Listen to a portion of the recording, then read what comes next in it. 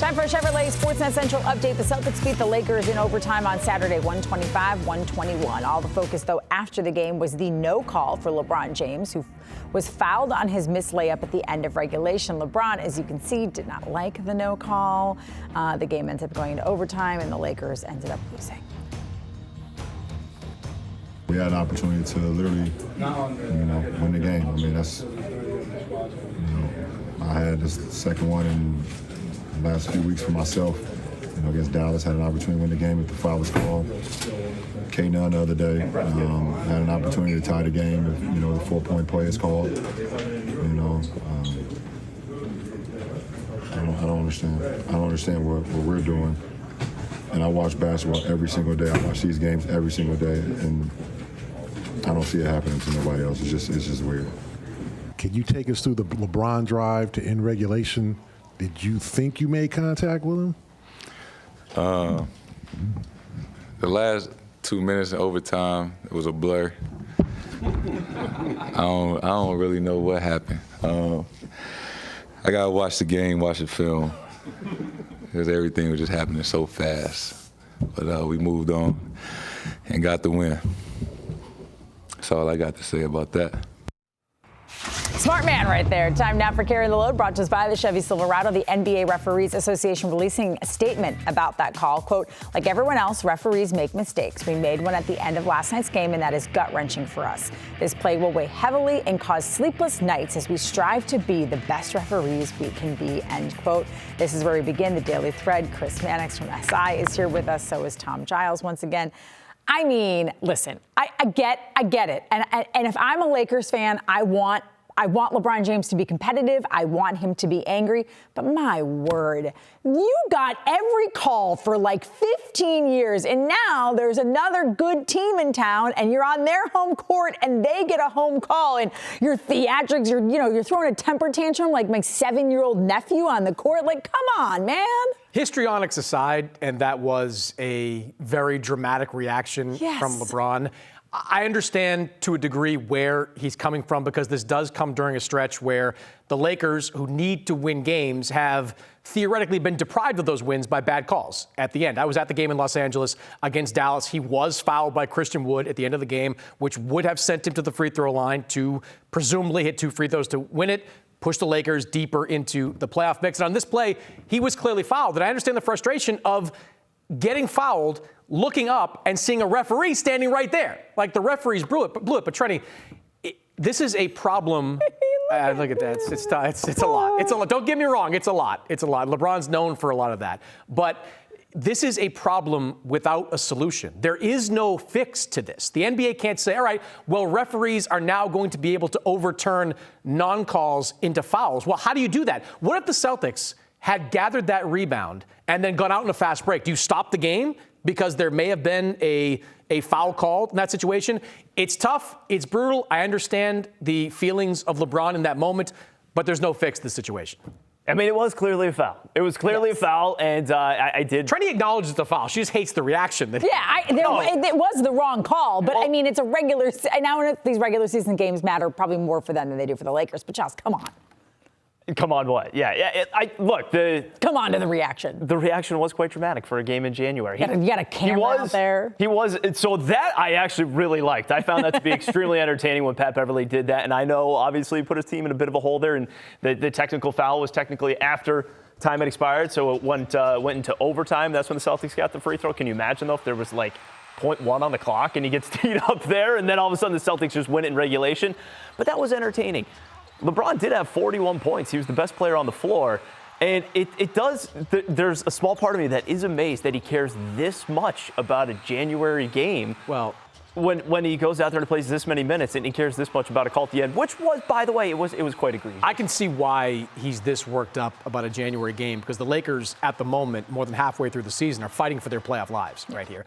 He has played otherworldly basketball. If the Lakers were any good, he would be in the MVP conversation. He has been putting up 40-point games in losses at this point. So he knows every win has a high value. And when there's a lot of wins that have been taken away from him, that leads to a bubbling up of frustration on the floor. I understand the frustration. I guess the theatrics are like it was a lot. And look, he's done that too, especially on flopping situations, things like that. He has a bit of a track record when it comes to that kind of stuff. Yes, he certainly has had many egregious calls go in his direction as well. Jayson Tatum not putting up the numbers that LeBron did on Saturday night, but he has been playing a lot this season, 37.5 minutes per game. That's second in the NBA. He's played almost 17,000 minutes since the 2017-18 season. That ranks as the most in the NBA. And listen, I've sort of been harping on this all season long, like when there's back-to-backs and he doesn't get rested. And I know part of it has been that Jaylen Brown has been struggling with injuries. Al Horford is 36, Robert Williams, and I know that don't play the same,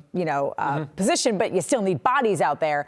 I just know that he was tired last year in the finals, and I kind of wish they would find a way to just rest him a little bit. Just give him some breathers so that he's fresh when it matters most. I agree. I think in the second half of the season, which we're in, but basically after the All-Star break, you've got to find a way to drop those minutes by 2 or 3 per game and get him some of those back-to-backs off, because all the evidence you need is what you talked about. He was gassed at the end of the finals last year. He talked about that, not having anything left when they got into the latter stages of that series, and that may have cost the Celtics ultimately a championship if he had been playing at a higher level. You look at these playoffs, it's going to be an incredibly competitive playoffs from the first round on. There are going to be some really good teams Celtics going to have to go up against.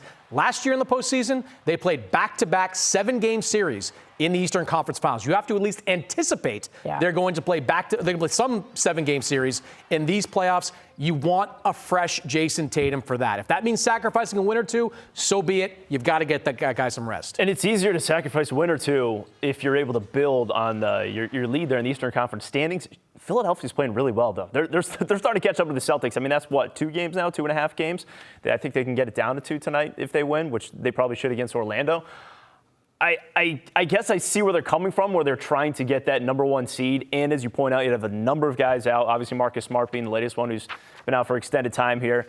March, though, does feel like a time where you've got to find a game or two, and probably even, when you have those games at the beginning of April. I'm with you. You want to get home court advantage, but this team won a massive Game 6 in Milwaukee to extend that second-round series. They won Game 7 in Miami on their home floor. I'm pretty confident they can go to Philadelphia, to Milwaukee, somewhere, and get a big win. I'm less so that they can get it at home or on the road if Jayson Tatum's at less than 100%. Yeah, especially if he's got that wrist issue and that flares up. You talked about the All-Star break. The All-Star game is coming up, and Joel Embiid was not named a starter. Last week, 76ers President Daryl Morey joined 97.5 The Fanatic in Philadelphia, and he blamed, well, not Chris Mannix specifically, but anyone affiliated with Boston. The perpetrators of the crime were the shameless media, who most of them have recused themselves because they don't want to vote on something that affects players' paychecks, but the shameless Boston media is way overrepresented. They haven't recused themselves, and they shoved Joel low enough so that he's not an all-star starter. It's crazy. I'm just going to let Mannix go because I know this really fires him up. First of all, it's pandering, obviously. He's on a local radio station doing his thing. And I understand that. I give Daryl credit in the past for being transparent. He went on the radio all last year during the Simmons stuff and said what he said. I appreciate that. He's also wrong. Let's start there. He's wrong. The media voted Joel Embiid number 3. That means he was voted a starter by the media. The players voted Joel number 3.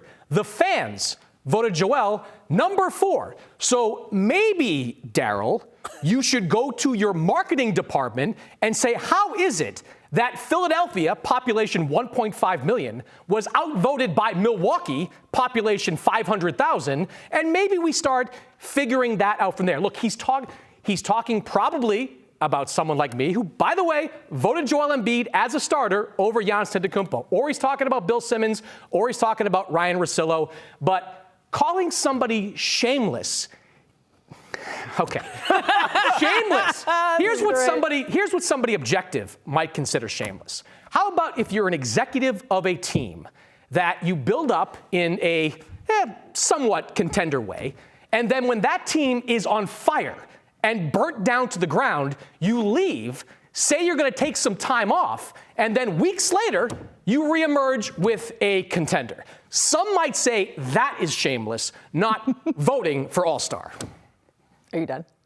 Yes. Okay, just want to make sure, because there was a dramatic pause. I mean, it really is ridiculous. And I'm glad that you brought actual hard numbers to show how ridiculous it is. Fourth in fan voting. Your problem is not with the media who voted him top 3. Your problem is not with the fans who voted him top 3. With the players. Your problem is the fan vote. You got outvoted by the fans. Look internal. Do a better job of reaching out and getting Joel Embiid, who is a great player, more of the fan vote. Do you think this will bother Joel Embiid? And do you think it will fire him up to the point, Chris Mannix maybe kind of fired up, that it emboldens him in the second half of the season, it motivates him, and he helps lead the Sixers? Or does it bother him to the point where he tries to do too much? Or does he not really care about this kind of stuff? Honestly, I was talking to somebody close to Joel about this today, and I don't think he cares all that much. In fact, there are people around Joel Embiid that hope he skips the All-Star game altogether. He's had some injuries over recent years.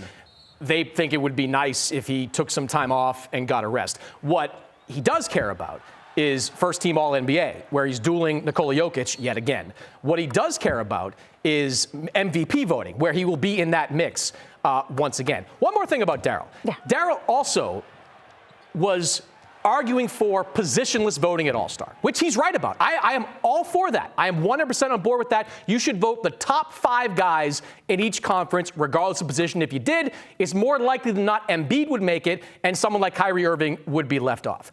Guess what? That's not media either. So your phone call should not be to a radio station, and you should not be talking to fans or griping about media. You should be calling the league office, talking to Adam Silver, and banging your fist and saying, we need positionless All-Star voting. Do that and stop blaming the media for something that you, internally, your franchise did wrong. It wasn't the media. It was the Sixers not reaching enough fans. How much of this carries over from last year and the fact that Jokic won the MVP over Embiid? For Embiid, yes, I get that. But I'm saying, is that part of where Daryl Morey's coming on this? Probably, but the idea that Embiid didn't get enough love was ridiculous. In the month of March, I went with Embiid to Los Angeles. I rode with him to the James Corden show, hung out with him for a day, and then wrote a profile on him for the magazine. He gets attention paid to him. He lost out on the MVP voting, which was close, to a generational talent, a guy that is unbelievable. And I have no problem if Embiid won MVP. Again, I voted for him. But the idea that Jokic didn't deserve the award or somehow is a lesser MVP because of it is ridiculous. Wow.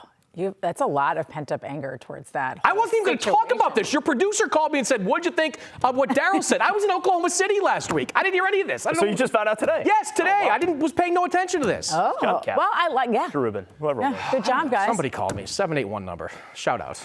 Yes. Good work. Thanks for carrying pretty much that entire second half of the segment as well. That was wildly entertaining.